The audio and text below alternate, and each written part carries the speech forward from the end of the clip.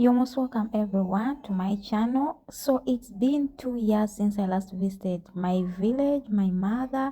So this is what happened. I went with my niece and we had to organize, we had to do everything. The vlog wasn't easy, but this is what happened.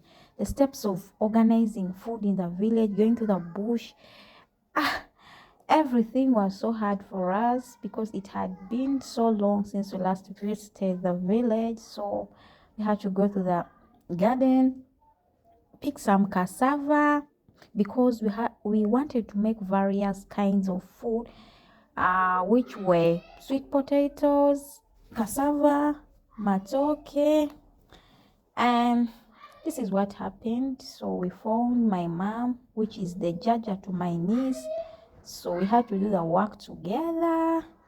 And I found my other niece, the youngest one, staying with mom. So this is what we did. Here are the steps. We had to do it by ourselves. Village life is so enjoying because there is free food.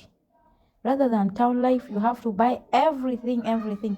So we had to peel the matoke, peel the cassava, peel the sweet potatoes, and of course after that we had to cut the greens as well, because I love greens. I love those greens. In my local language, the first green is called nakati and the other is called ebuga, the red one. So I love greens. Whenever I make food, I make sure I have a side dish which is either greens or an avocado. So this is what happened. It wasn't easy. By the time we left there, we were very exhausted because it had taken long without doing this assignment. So this is what happened. We had to organize everything, prepare everything, supervised by my mom because she's an expert in this. So I had to engage my niece to also do the same because I couldn't do it alone. This was too much for me. We had to prepare food for the whole family. So here we go. I had to train them as well. Like the Bible says in Proverbs 22:6, train up a child in the way he should go, such that when he grows up, he will not depart from those ways. So they also had to peel. They had to peel, and in my culture and my tribe, girls kneel while preparing food. So I had to go and we needed this for tying the food. Of course, we needed the banana leaves. Of course, you're gonna love those steps. So we saw this green, it's in my local language, it's called nakati. These small tiny bitter eggplants. I think I don't know them rightly in English. So this is what happened. It wasn't easy. So we had to cope up. After that, we had to come back. So these are the green tiny what. So the food is done. We are done peeling. I think that was enough for the family because we weren't so many. Yeah, we were about five or six. So that was enough. We could eat that lunch or dinner. And dinner, sorry, in Africa it's lunch and supper. So I had to cut these greens because I love them. Whenever I cook food, I make sure I do. But when they're not there, I rather get an avocado. So the next step was putting the food in the banana leaves. This is how we, in my culture, the Baganda, do it. It's so interesting and the food is so delicious while once prepared like this. So my mom had to help me on this step because she's an expert and I didn't know how to do it right. So she had to do it as I watched, such that next time I would do it myself. So they put the banana in those banana leaves. After that, she has to wrap them well and tie them rightly. My dear, I'm going to love the results. The food was so delicious after a long time. After a period of like 2 years and some months without tasting such food. So see, this was so nice. I loved this. It was so nice. So my mom had to do it as I watched. such that next time I will do it myself.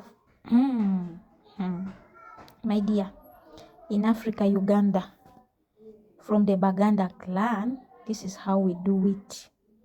And the food is so delicious, marvelous. If you eat food done like this, my dear, ho. Some people can say maybe it's so tiresome, takes time, but my dear, whatever you want, or if you want good things, you have to give them time and your energy. So this is what we wanted.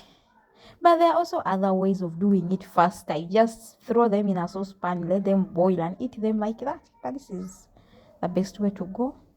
And even when they are like in our introductions, maybe when the man is coming, still this is how the food is made. So the sweet potato and the cassava also had to be put in its own banana leaf. So we had to prepare it so well that I would enjoy nicely. So it was also tied the same way the matoke was tied. Yeah, so tight that it doesn't pour. So, and my dear, this kind of food, the best way to cook it, or the best method to use for cooking it, is by using this what? Firewood. Then it will be more marvelous. So the next step was organizing the saucepan. Of course, we have to put this. I don't know how they call this in English, but in our language we call them ebikolokomba. In my Luganda language. So we had to put nemizingonyo and emizingonyo. Those are from the banana leaf. So my mother had to put the food, you see. That was the step. So after that, she had to tighten the food well. Very, very, very well. And these bitter, tiny eggplants also had to be in the what? So after, she's gonna cover them well, nicely. So this is what she's going to do. You're going to see it and enjoy. So after that, she will cover the food well, you see, well. Oh, if you're not an expert, my dear, you can fail like me. I couldn't by then, but right now I can do it well. The next vlog will be me doing it. So you see, she has to put many banana leaves such that the food is warm enough, ready enough. So after that, next step is putting it on. Of course, I told you have to use the firewood so that the food gets ready so quickly, and this is the best way to go. You can use a stove if you want. So see the results. My dear, we enjoyed. So the veggies were beans. I made the beans. I prepared the beans and the greens, of course, because those were too simple for me. So see the results. My dear, the food was delicious. We really enjoyed. It was a sort of my dear, different kinds of food,